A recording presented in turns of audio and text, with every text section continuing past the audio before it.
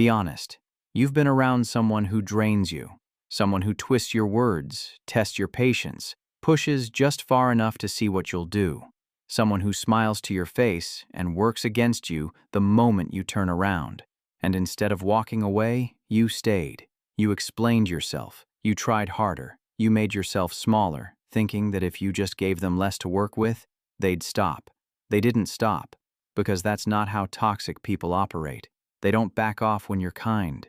They don't back off when you're patient.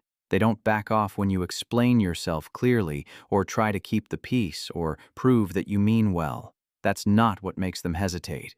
What makes them hesitate is something else entirely, something most people never develop, not because it's difficult to understand, but because it goes against every instinct you've been trained to follow. Here's what nobody says out loud. Toxic people are not random. They are not chaotic. They are calculated. Maybe not consciously, but they are always running a system. And that system depends entirely on one thing: your predictability. They need to know how you'll react. They need to know what you'll tolerate. They need to know that when they push, you'll either fold or explode, because both of those reactions give them exactly what they want. One gives them control, the other gives them justification. And you've been giving them one or the other for a long time. You know you have. The moment you got emotional, they won. The moment you explained yourself, they won. The moment you chased their approval, or their understanding, or their basic human decency, they won. Not because they're smarter than you, not because they're stronger, but because you were operating by rules they stopped following a long time ago. Let that sink in. They were never playing the same game you were. You were trying to connect. They were trying to control. You were trying to resolve. They were trying to dominate. And every time you responded the way they expected, every time you reacted the way they predicted, every time you gave them the emotional output they were fishing for, you confirmed that you were safe to target. This is the part that hurts. You weren't weak. You were human. You responded the way decent people respond. But in the presence of someone who operates through manipulation and subtle cruelty, being openly human without control is a liability. Your emotions become leverage. Your explanations become ammunition. Your patience becomes permission. And somewhere deep down, you already knew this. That's why you're here. So what is this one habit? What is the thing that makes a toxic person genuinely uneasy in your presence? This is where everything changes. It's not aggression. It's not coldness. It's not revenge. It's not even silence by itself, though silence is a part of it. The habit is this. You stop being readable. You become someone they cannot predict. Someone whose reaction they cannot calculate in advance. Someone who does not give them the emotional data they need to operate. You become, in the most quiet and controlled way possible, unknowable. Read that again. You don't become dangerous by becoming louder. You become dangerous by becoming still. Because toxic people, at their core, are systems built on information gathering. Every interaction is them gathering data on you. How do you respond to criticism? How do you handle being ignored? How much do you need their validation? How quickly do you break when pushed? They are always collecting, always studying, always mapping your emotional patterns so they know exactly which buttons to press and when. The habit that destroys that system is emotional unreadability.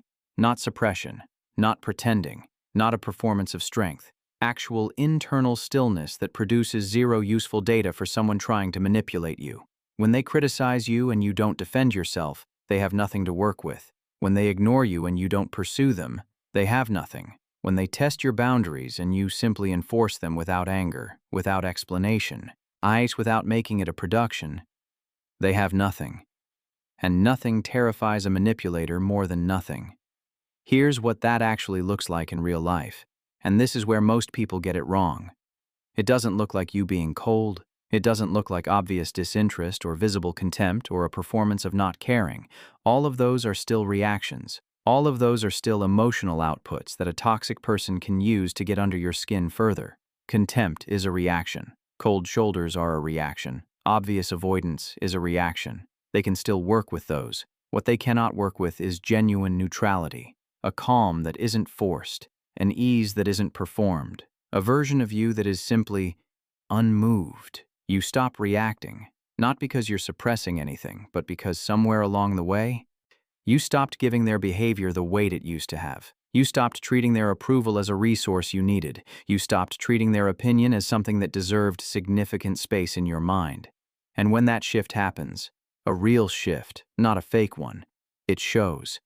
Not in any dramatic way, in the quietest possible way. Your voice stays even when they're trying to unsettle you.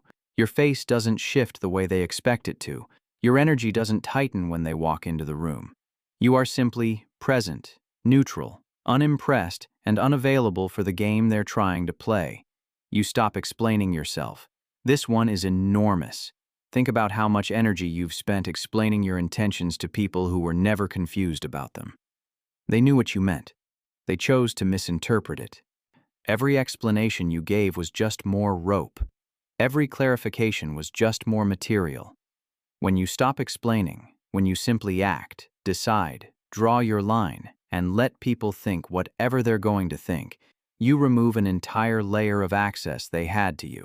You stop chasing. You stop chasing their understanding, their approval, their acknowledgement of what they did to you. You stop needing them to admit it, or recognize it, or feel bad about it. Because the moment you need something from a toxic person, even something as reasonable as an apology, you are back under their control. They can give it or withhold it, and either way, they own a piece of your emotional state. When you stop chasing, that ownership ends, and suddenly, everything shifts. Here's what people around you begin to notice. And this part is subtle, but it's real. The toxic person in your life starts to behave differently around you, not because you confronted them, not because you threatened anything or made some dramatic declaration, but because you stopped feeding the dynamic. And without your reaction, their behavior has nowhere to land. It just sits there, awkward, exposed, looking exactly like what it is. Manipulation requires a target that responds. When the target stops responding predictably, the manipulation looks ridiculous. And on some level, even if they never admit it, they feel that. They feel the loss of leverage. They feel the shift in who holds the quiet power in the dynamic. And they either adjust their behavior or they move on to someone easier. Both outcomes are a win for you. The other people watching, and there are always people watching, they notice something too. They can't always name it. They just sense that you carry yourself differently, that you're not easily rattled, that you don't seem to need things from people the way most people do. And that quality, that self-contained steadiness, draws a completely different kind of respect than anything you could perform or announce. People don't respect you more because you're louder. They respect you more because you're harder to destabilize. Manipulators back off not because you fought them, but because you became too costly to engage. You stopped being easy. You stopped being available for their particular brand of chaos. And there's a kind of person who, once they realize you're not going to play the game, simply has no use for you. And that is one of the finest things that can happen to your life. Now here's what this habit requires, because it requires something real. It requires that you get genuinely comfortable with being misunderstood, not just tolerating it, actually being at peace with someone having an inaccurate version of you in their head and choosing not to correct it. Because the compulsion to correct, to clarify, to make sure everyone sees you accurately, that compulsion is where toxic people do their best work. They exploit it constantly. They manufacture misunderstandings deliberately to watch you scramble to fix them. When you stop scrambling, the weapon disappears. It requires that you stop measuring your worth by how people treat you in the moment. Because a toxic person's behavior toward you is not an accurate reflection of your value. It is a reflection of their strategy. What they do to you tells you about them. It tells you what they're willing to do. It tells you what they're capable of. It does not tell you who you are. And it requires that you become someone who is genuinely more interested in your own direction than in anyone's opinion of it. Not as a performance of confidence. Not as something you say. As something you actually live. Because when that becomes real, when your attention is genuinely less available for their commentary, they feel it without you ever saying a word. The people who develop this habit don't walk around announcing it. They're not dramatic about it. They don't make speeches. They don't send final messages. They don't build a whole identity around not tolerating disrespect. They just quietly stop being available for it. And that quiet unavailability maintained consistently, without apology, without drama, without explanation, becomes something that the wrong kind of people genuinely cannot handle. You don't need everyone to understand you. You don't need to be seen correctly by people who were never going to see you fairly. You don't need their validation to know what you are and what you're not. You don't need their approval to make a decision. You don't need their comfort with your boundaries in order to hold them. You've outgrown the need to perform your strength for an audience that isn't paying attention in good faith. That's not a small thing, that's actually everything. Stay with that. Let it settle. And then go move accordingly, quietly, cleanly, and without looking back for applause.